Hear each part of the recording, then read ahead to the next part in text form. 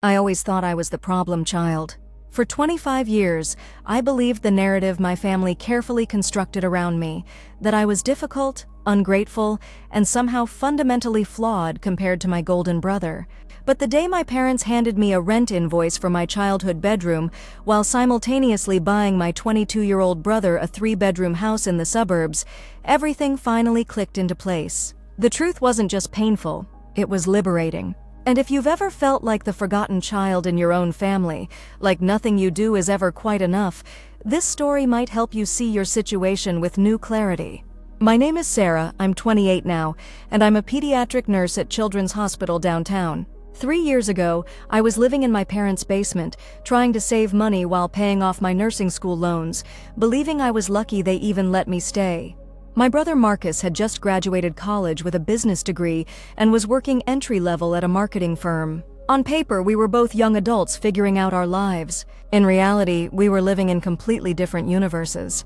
The disparity wasn't new, but I had spent years explaining it away, making excuses for my parents' behavior, convincing myself that Marcus just needed more help because he was younger, because he was struggling, because he was their baby. I had become an expert at minimizing my own needs and maximizing everyone else's circumstances. Growing up, when Marcus needed new soccer cleats, they appeared immediately. When I needed new scrubs for my hospital volunteer work in high school, I was told to save my babysitting money. When Marcus wanted to attend expensive summer camps, my parents found a way. When I wanted to take advanced placement classes that required additional fees, I was told we needed to be more practical about money. The pattern was so consistent, so embedded in our family dynamic, that I stopped questioning it somewhere around age 16. I learned to anticipate rejection, to downplay my achievements, to celebrate Marcus's successes with genuine enthusiasm while keeping my own accomplishments quiet. When I graduated valedictorian from high school, the celebration dinner lasted exactly 1 hour because Marcus had a playoff game that evening. When Marcus made junior varsity basketball as a sophomore, we had a full weekend celebration with extended family and a professionally catered party. College was where the differential treatment became impossible to ignore, though I still managed to rationalize it for years. My parents contributed $15,000 annually toward Marcus's tuition at a private university 3 states away, covering his meal plans, dormitory fees, and even sending monthly spending money for entertainment and clothes. They helped him buy a car for campus, a reliable Honda that they put in his name and maintained through 4 years of college. Meanwhile, I was told that community college for my prerequisites was the fiscally responsible choice, that I could transfer to a state school later, that building character through financial struggle would serve me well in healthcare. I took out loans for everything. Tuition, books, lab fees, uniforms, transportation costs to clinical rotations that started at 5 in the morning, 40 minutes from campus. I worked 25 hours per week at a local pharmacy while maintaining a 3.8 GPA, living on peanut butter sandwiches and whatever free food I could find at Nursing Student Association meetings. My parents praised my independence and work ethic, while simultaneously ensuring I never had the luxury of focusing solely on my studies like Marcus did. When I graduated with my BSN, the ceremony fell on the same day as Marcus's fraternity formal. My parents attended his formal. I walked across that stage alone, watching other families take pictures and celebrate their children's achievements in becoming registered nurses, a profession that requires 4 years of rigorous coursework, hands-on clinical experience, and passing one of the most challenging licensure exams in the healthcare field. That night, I called my parents from the parking lot outside the ceremony venue, sharing my excitement about passing my boards and receiving job offers from 3 different hospitals. My mother's response was to ask if I had heard from Marcus about his formal, because they hadn't received any pictures yet, and she was worried he wasn't having fun. The housing situation began innocuously enough. After graduation, I moved back home temporarily while starting my position at Children's Hospital. The plan was to save money for 6 months, pay down some of my student loans, and then find an apartment closer to work. My parents seemed supportive of this arrangement initially, praising my financial responsibility and maturity. Marcus was finishing his senior year, and the house felt spacious enough for all of us during his holiday breaks. Then Marcus graduated, and suddenly the dynamic shifted. My parents began talking about his future with an urgency and investment I had never experienced personally.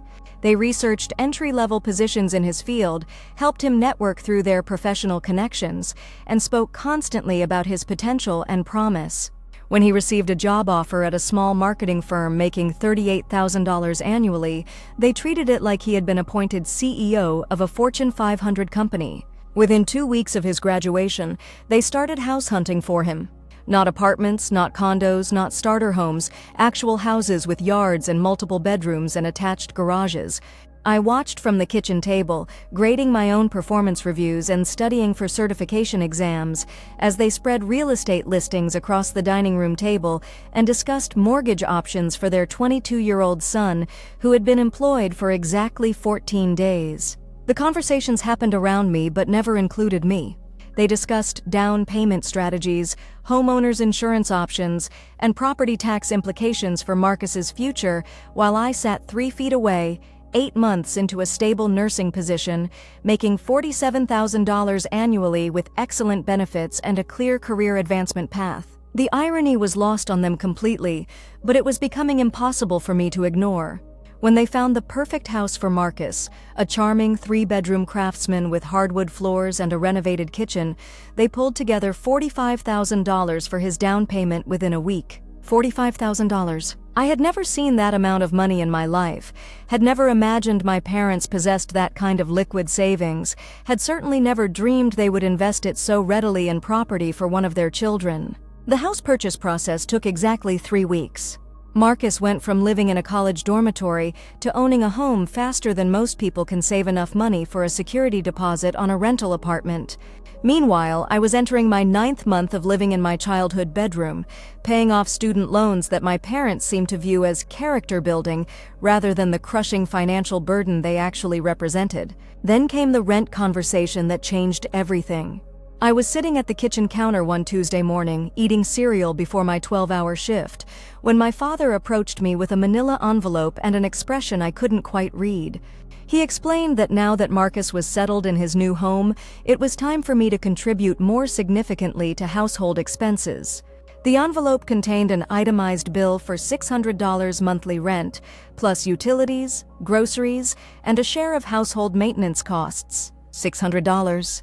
For a basement room in my childhood home, with no lease protections, no privacy, and the continued expectation that I would help with family obligations, holiday preparations, and maintaining the house that I was now apparently a tenant in, rather than a family member who lived there.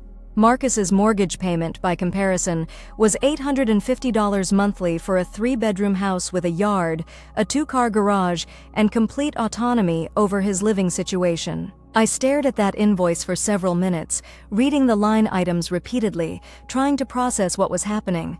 My father stood there waiting for my response, apparently expecting gratitude for their willingness to let me continue living there at all. When I asked about the timing, about why rent was suddenly necessary after 9 months, he explained that supporting 2 adult children had become financially challenging, and that it was time for me to step up and contribute like the responsible adult I claimed to be. The phrase responsible adult echoed in my mind for days afterward. I was the child who had worked through college, graduated debt-heavy but diploma-proud, secured employment in a challenging field, and had been faithfully paying my own expenses for nearly a year.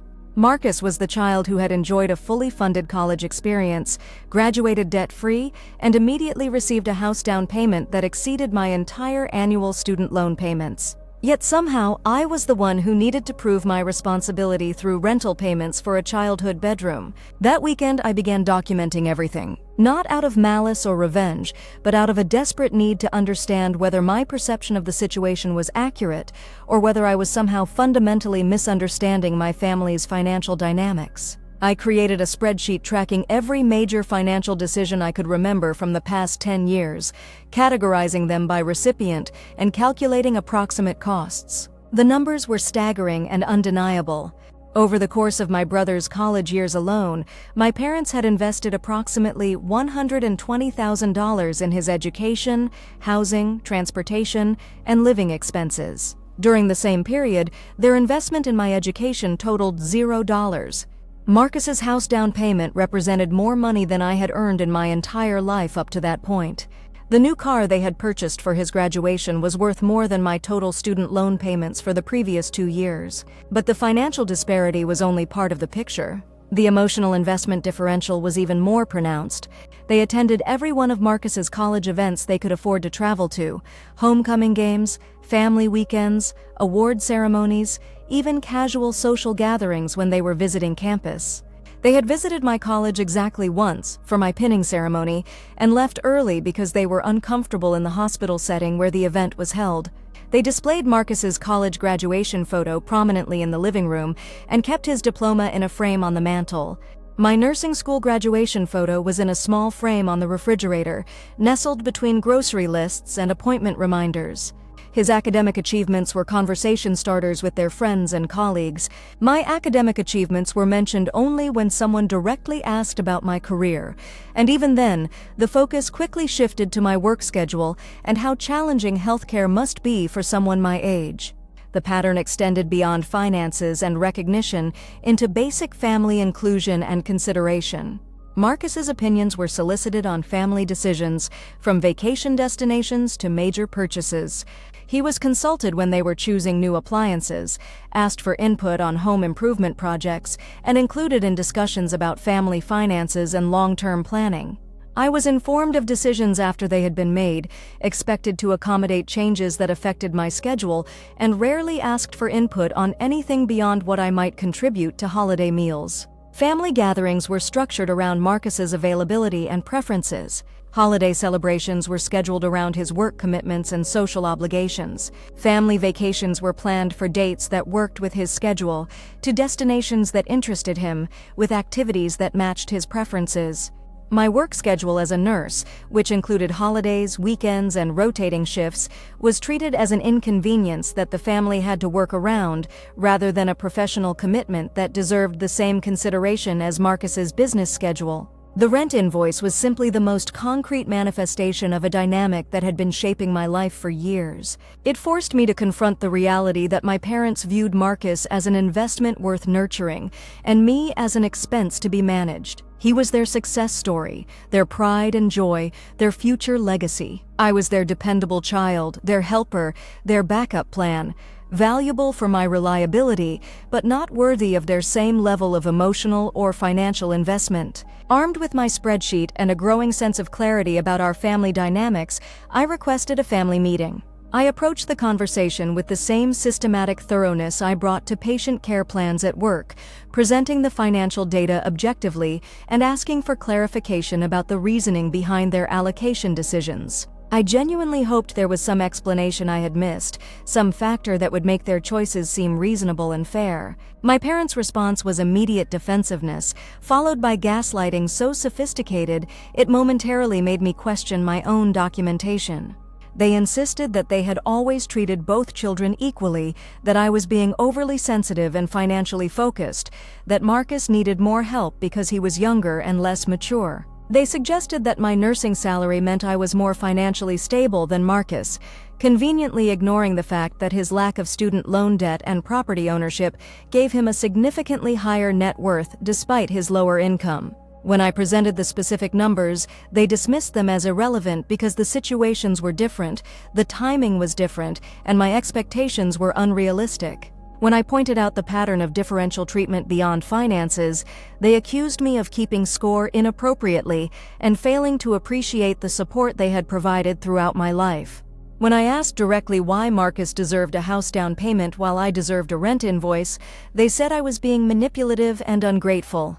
The conversation ended with my mother in tears, insisting that I was destroying our family with my accusations and my refusal to appreciate their sacrifices. My father told me that if I was so unhappy with their support, I was welcome to find alternative living arrangements that better met my standards. Marcus, who had been called to witness this discussion, sat silently throughout most of it, but finally spoke to say that he thought I was being unfair to our parents and that maybe I needed to examine my own jealousy issues instead of blaming them for my problems. That night, I lay in my basement bedroom calculating how quickly I could afford to move out and questioning whether I was, in fact, the problem child I had always been told I was. The gaslighting had been so immediate and so intense that I briefly wondered whether my spreadsheet was somehow misleading, whether my perception of unfair treatment was actually a character flaw on my part. But the numbers were real. The differential treatment was documented and undeniable. The emotional neglect was consistent and ongoing. And most importantly, the rent invoice was sitting on my dresser, a concrete reminder that I was viewed as a tenant in my childhood home, while my brother was viewed as a homeowner worthy of investment. The next morning, I began apartment hunting with a determination I had never felt before. Within 3 weeks, I had secured a one-bedroom apartment 15 minutes from the hospital, signed a lease, and arranged for all my belongings to be moved out on a Saturday when my parents were attending one of Marcus's work social events. I left the rent invoice on the kitchen counter with a note explaining that I would be moving out immediately, that I had found alternative living arrangements that better met my standards, and that I would be taking some time to reevaluate our relationship dynamics. I didn't ask for permission, didn't negotiate terms, didn't provide a timeline for reconciliation. For the first time in my adult life, I made a decision based entirely on my own needs and executed it without seeking their approval or input. The apartment was a revelation. It was small, affordable, and entirely mine. I could eat cereal for dinner without judgment, study for certifications without interruption, and invite friends over without asking permission. I decorated it with my nursing school diplomas, my professional certifications, and photos from my clinical rotations. It was the first space I had ever inhabited that reflected my identity, my achievements, and my priorities. My parents' reaction to my departure was swift and predictable. They were hurt, confused, and angry that I had left without discussion. They felt abandoned and betrayed, particularly since they had been counting on my rental income to help with their own expenses. They couldn't understand why I was being so dramatic about a reasonable request for financial contribution, and they were embarrassed to explain my sudden departure to extended family and family friends. Marcus called me twice asking me to reconsider and to stop punishing our parents for trying to teach me financial responsibility. He couldn't understand why I was making such a big deal about paying rent when most people my age were thrilled to have affordable housing options. He thought I was being selfish and immature, and he was disappointed that I was putting my own interests ahead of family harmony. For 6 months, I maintained minimal contact with my family while focusing on my career and my mental health. I started seeing a therapist who specialized in family dynamics and narcissistic abuse patterns.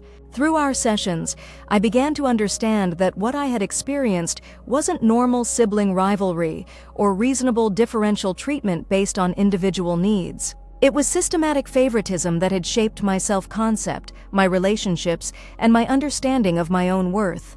The therapist helped me recognize that my parents' behavior fit classic patterns of golden child and scapegoat dynamics, where one child receives unconditional positive regard while the other child receives conditional love based on their usefulness and compliance. Marcus had been positioned as the family success story whose achievements reflected well on my parents' parenting skills.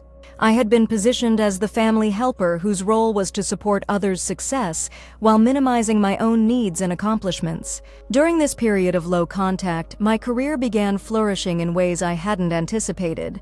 Without the constant emotional drain of managing family dynamics and defending my choices, I had energy to invest in professional development opportunities. I completed certifications in pediatric emergency care and childhood trauma response.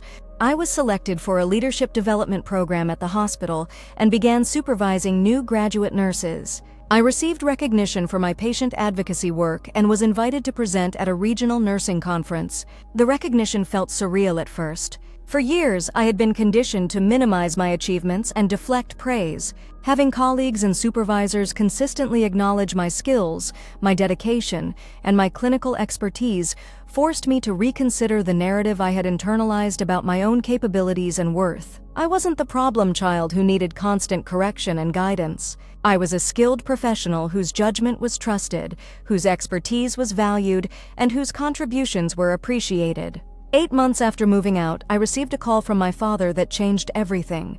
Marcus had been laid off from his marketing position due to company downsizing, and he was struggling to make his mortgage payments. They were wondering if I might be willing to help him financially, since I was doing so well in my nursing career, and they knew I was responsible with money.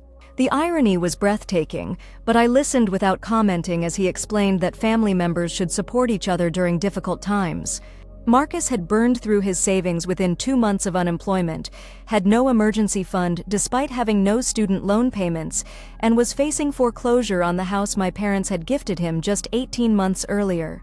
They had already contributed several $1,000s to keep him afloat, but their own finances were stretched thin, particularly since they had lost the rental income they had been expecting from me. My father's request was that I consider moving back home to help with household expenses and also contribute to Marcus's mortgage payments until he could get back on his feet. In exchange, they would reduce my rent to $400 monthly, and I could have my old room back. He seemed genuinely confused when I declined immediately and definitively. The follow-up conversation with my mother was even more revealing. She couldn't understand why I wasn't willing to help my brother during his time of need, especially since nursing was such a stable field, and I would always have job security. She reminded me that family was supposed to be there for each other, that Marcus had always been supportive of my career, and that holding grudges over past financial decisions was petty and destructive. When I pointed out that Marcus had never actually supported my career in any meaningful way, and that I had never received the kind of financial assistance I was now being asked to provide, she became defensive and accusatory. She said I was being vindictive and materialistic, that I was punishing Marcus for our parents' decisions, and that my refusal to help was destroying our family relationships. The conversation crystallized something important for me. My worth to my family was entirely based on my utility, my ability to provide financial support, emotional labor, and practical assistance when needed. My own needs, goals, and boundaries were irrelevant, except when they interfered with my availability to serve their purposes. Marcus's needs were treated as family emergencies requiring collective sacrifice. My needs had always been treated as personal problems requiring individual solutions. I told my mother that I would be happy to have a relationship with Marcus that was based on mutual respect and support, but that I would not be providing financial assistance to subsidize the lifestyle my parents had created for him at my expense. I explained that I was building my own financial security after years of receiving no family investment, and that my resources were committed to my own future stability and goals. She hung up on me, and I didn't hear from any of them for 3 months. During those 3 months, my professional life continued to accelerate. I was promoted to charge nurse for the pediatric intensive care unit, with a salary increase that brought my annual income to $62,000. I was invited to join a hospital committee focused on improving patient-family communication protocols. I started a mentorship program for new graduate nurses that received recognition from the hospital administration and was featured in the local nursing journal. More importantly, I was building a life that reflected my values and priorities. I had developed friendships with colleagues who appreciated my reliability and my clinical skills. I was volunteering with a nonprofit organization that provided healthcare education to underserved communities. I was saving money for a house down payment of my own, building an emergency fund, and investing in retirement planning that no one could take away from me.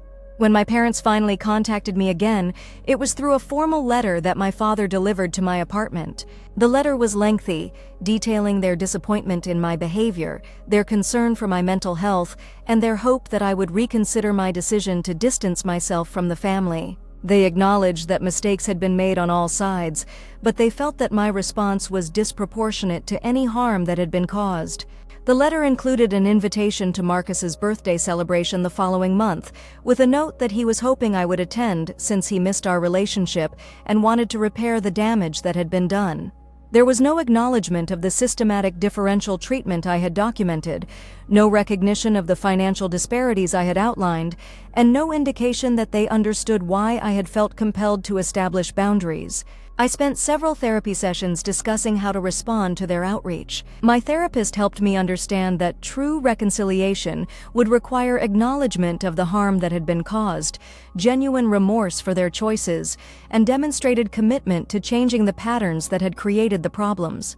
Without those elements, any reunion would simply restore the previous dynamic where my needs were minimized and my boundaries were ignored. I decided to attend Marcus's birthday celebration, but with clear boundaries and realistic expectations. I would be polite and cordial, but I would not pretend that our relationships had been restored to their previous state. I would not discuss my finances, my career plans, or my living situation beyond basic pleasantries. I would not commit to future family obligations or events beyond this single gathering. The birthday celebration was exactly what I had expected, and everything I had learned to recognize as problematic. The focus was entirely on Marcus, his job search progress, his financial challenges, and his emotional needs during this difficult transition. My presence was acknowledged briefly, with surface-level questions about my work that were clearly designed to transition quickly to more important topics. What struck me most was how invisible I had become accustomed to being in family gatherings. For years, I had attended these events expecting to be overlooked, preparing to be useful rather than celebrated, accepting that my role was to facilitate others' happiness rather than experience my own. Now, with the clarity that comes from therapeutic insight and professional success, I could see how abnormal and damaging this dynamic had been. During the gift opening portion of the evening, Marcus received several $100s in gift certificates, a new laptop computer, and multiple items he had mentioned wanting during recent conversations. My parents had clearly put significant thought and expense into ensuring his birthday was memorable and meaningful. When someone mentioned that my birthday had passed recently, there was an awkward silence before my mother mentioned that they had been hoping to celebrate with me, but hadn't been sure I would want to participate in family events. The evening ended with Marcus pulling me aside to express his appreciation for my attendance and his hope that we could rebuild our relationship. He acknowledged that our parents could be challenging sometimes, but he felt that family was worth fighting for and that we shouldn't let their mistakes destroy our sibling bond. He asked if I would consider having dinner with him regularly so we could maintain our connection independent of our parents' involvement. I appreciated his outreach, but I was also aware that his definition of rebuilding our relationship still centered on my accommodation of his needs, rather than any acknowledgement of how our differential treatment had affected me. He wanted the comfort and support of having his sister back, but he showed no curiosity about my experience of growing up as the unfavored child, or my current efforts to build a life independent of family dynamics. Over the following months, I maintained sporadic contact with my family while continuing to focus on my own development and goals. I attended major family events when my schedule permitted, but I no longer rearranged my life to accommodate their expectations or preferences. I was polite and cordial, but I no longer sought their approval or validation for my choices. This approach created ongoing tension, particularly with my mother, who interpreted my boundaries as rejection and punishment. She frequently mentioned how much she missed our previous closeness and how hurt she was by my unwillingness to fully restore our relationship.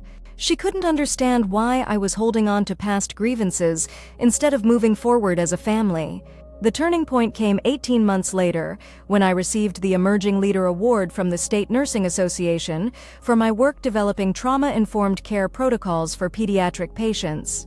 The award came with a $5,000 scholarship for continuing education and recognition at the State Nursing Conference, where I was invited to present my research on improving communication between healthcare providers and families during medical crises. The day after the award announcement was published in the local newspaper, my parents called to congratulate me and express their pride in my achievement. Their enthusiasm felt genuine, but it was also tinged with surprise, as if they hadn't realized I was capable of earning this level of professional recognition. They wanted to attend the award ceremony and the conference presentation, and they asked if they could invite extended family members to celebrate my success. The irony wasn't lost on me. For years, my academic and professional achievements had been minimized, overlooked, or treated as expected rather than exceptional. Now, when my success was being validated by external organizations and receiving public attention, they suddenly wanted to claim ownership of my accomplishments and share in the recognition. I agreed to let them attend the ceremony, but I also used the opportunity to have an honest conversation about our relationship patterns and my expectations going forward. I explained that their sudden interest in celebrating my success felt hollow, given their years of dismissing my achievements and prioritizing Marcus's needs over mine. I told them that any ongoing relationship would need to be based on consistent respect and support, rather than conditional pride that appeared only when my accomplishments reflected well on them. The The conversation was difficult and emotional. My parents struggled to understand why I couldn't simply accept their congratulations and move forward without rehashing past disappointments. They felt that I was being unforgiving and that my success should be making me happier rather than more critical of their parenting choices. But something had shifted in me through the therapy process and the experience of building a life based on my own values. I no longer needed their approval to validate my worth, and I no longer felt obligated to minimize my needs to preserve family harmony. I could acknowledge their congratulations while also maintaining realistic expectations about our relationship potential. The award ceremony was a powerful experience for me.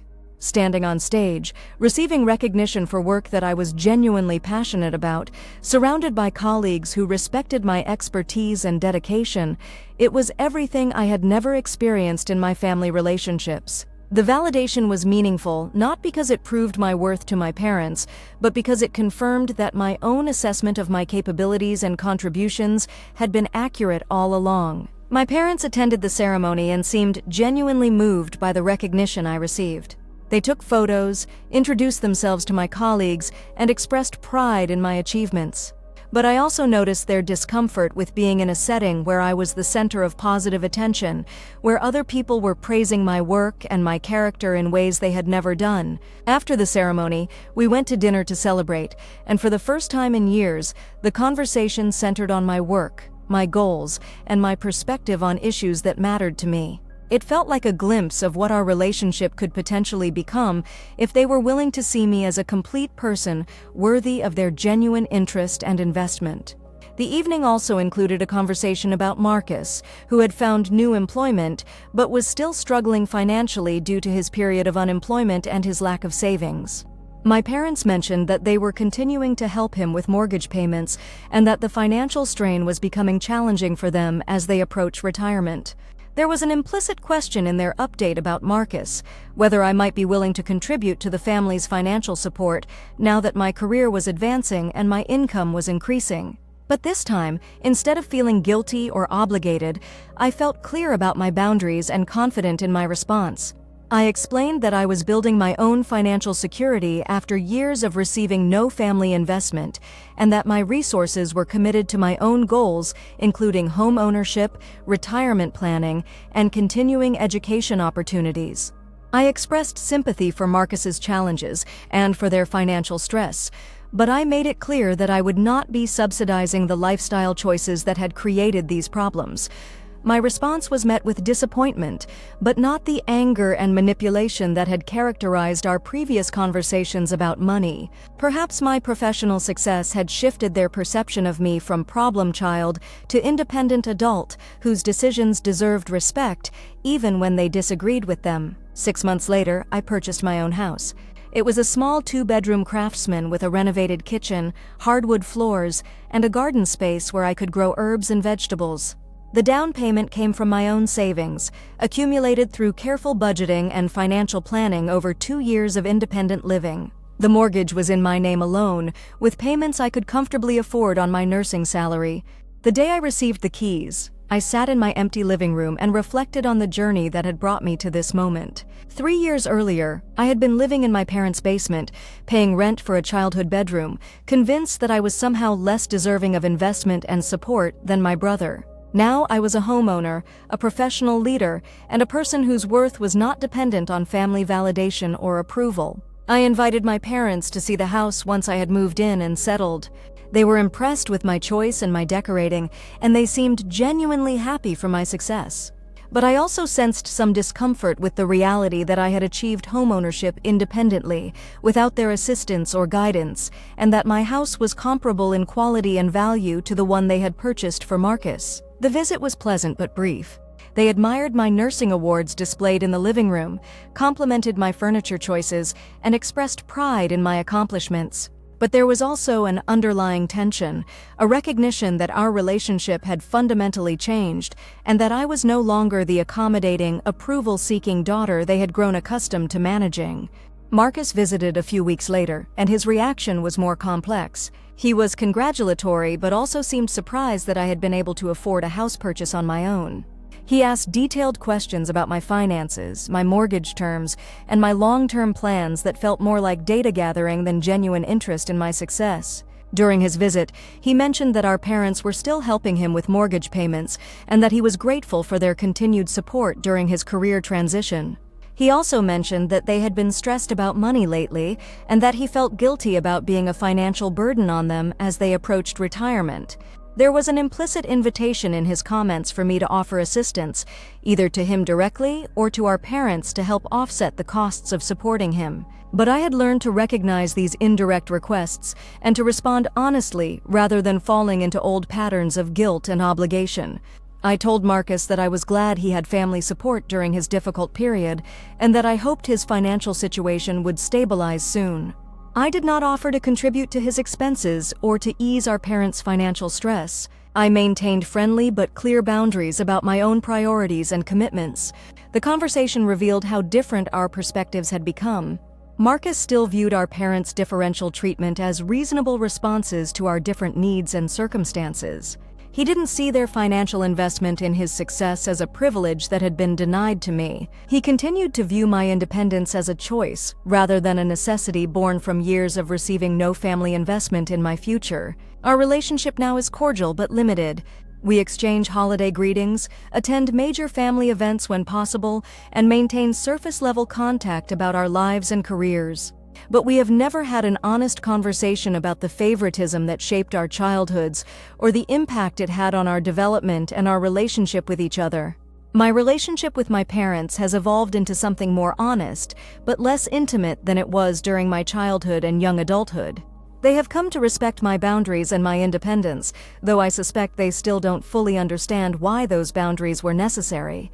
They celebrate my successes when they occur, but their pride feels more like surprise than expectation, more like relief than recognition of my long-standing capabilities. The most significant change is that I no longer seek their approval or validation for my choices. I make decisions based on my own values and goals, and I inform them of important developments in my life without asking for their opinion or permission. This shift has been liberating for me but challenging for them, as they struggle to find their role in a relationship where I no longer need their guidance or support. Through therapy and through building a life that reflects my authentic priorities, I've learned that family relationships can be healthy only when they're based on mutual respect and genuine care for each other's well-being. Relationships that require one person to minimize their needs to accommodate another person's comfort are not sustainable or healthy, regardless of the biological connections involved. I've also learned that self-worth must be internally generated rather than externally validated. The years I spent seeking my parents' approval and trying to earn their investment through perfect behavior and exceptional achievements were years I spent denying my own value and accepting treatment that was fundamentally unfair and damaging. The nursing award that finally captured my parents' attention was meaningful to me, not because it proved my worth to them, but because it represented recognition from people who valued the same things I valued: patient care, professional excellence, and service to vulnerable populations. Their belated pride was nice to receive, but it wasn't necessary for my sense of accomplishment or my commitment to continuing the work I found meaningful. Today, I'm 31 years old, and I've been promoted to nursing supervisor for the Pediatric Intensive Care Unit. I own my home, have a healthy emergency fund, and am on track for early retirement based on careful financial planning and consistent saving. I've developed friendships with colleagues who appreciate my reliability and my clinical expertise. I volunteer with organizations that align with my values, and I mentor new nurses who remind me of myself at their age, capable, dedicated, but sometimes lacking confidence in their own worth. My family relationships are stable but redefined. My parents and I exchange regular phone calls and see each other for major holidays and celebrations. They respect my boundaries and my independence, though I suspect they still view my self-sufficiency as unnecessarily distant rather than appropriately healthy. Marcus and I maintain a cordial relationship that includes surface-level updates about our lives, but avoids deeper conversations about our family dynamics or our different experiences growing up. The most important change is that I no longer define myself through their perceptions or measure my success against their expectations. I make career decisions based on my professional goals and personal values. I make financial decisions based on my own priorities and risk tolerance. I make relationship decisions based on whether people consistently demonstrate respect for my boundaries and genuine interest in my well-being. This independence has come with costs. I don't have the close family relationships that some of my friends enjoy. I don't have the safety net of family financial support that helped Marcus weather his unemployment period. I don't have the automatic invitation to family gatherings or the assumption that my schedule will be accommodated when planning family events. But the costs have been worth the benefits. I have relationships that are based on choice rather than obligation. I have financial security that I've built through my own efforts and that no one can take away from me. I have professional recognition that reflects my actual capabilities rather than my family's expectations. I have self-respect that doesn't depend on anyone else's approval or validation. Most importantly, I've learned to trust my own perceptions and to honor my own needs. The years I spent questioning whether my experience of differential treatment was accurate, whether my expectations were reasonable, whether my hurt feelings were justified, those were years I spent doubting my own reality and accepting treatment that was genuinely harmful. The clarity that came from documenting the financial disparities, from therapy sessions that helped me understand family dysfunction patterns, and from building a successful, independent life has been invaluable. I now recognize manipulation tactics immediately, set boundaries confidently, and maintain relationships only with people who demonstrate consistent respect for my autonomy and well-being. For anyone who recognizes themselves in this story, anyone who has been the unfavored child, the family helper, the person whose needs are always secondary to someone else's wants, I want you to know that your perceptions are probably accurate, your expectations are reasonable, and your worth is not determined by how well you serve other people's convenience. You deserve relationships that celebrate your achievements, support your goals, and respect your boundaries. You deserve financial security that you build for yourself rather than depending on people who view their support as conditional and temporary. You deserve recognition for your efforts, acknowledgement of your contributions, and validation of your experiences. The path to independence and self-respect is challenging, especially when it requires establishing boundaries with family members who benefit from your accommodation and compliance. But the alternative, continuing to accept treatment that undermines your self-worth while hoping that family members will eventually recognize your value, is far more costly in the long term. Your worth is not determined by how useful you are to other people. Your needs are not less important than other people's wants. Your success is not less valuable because it wasn't subsidized or supported by family investment. Your boundaries are not negotiable just because maintaining them creates inconvenience or disappointment for people who prefer your previous accommodation. If this story resonates with your experience, I encourage you to document the patterns you've observed, seek professional support to help you process the impact of differential treatment, and build a life that reflects your authentic values and priorities. You deserve better than settling for relationships that require you to minimize yourself to maintain other people's comfort. The family we deserve is sometimes the family we choose, rather than the family we were born into. But first, we have to choose ourselves, our own worth, our own needs, our own right to be treated with consistent respect and genuine care. Everything else becomes possible from that foundation.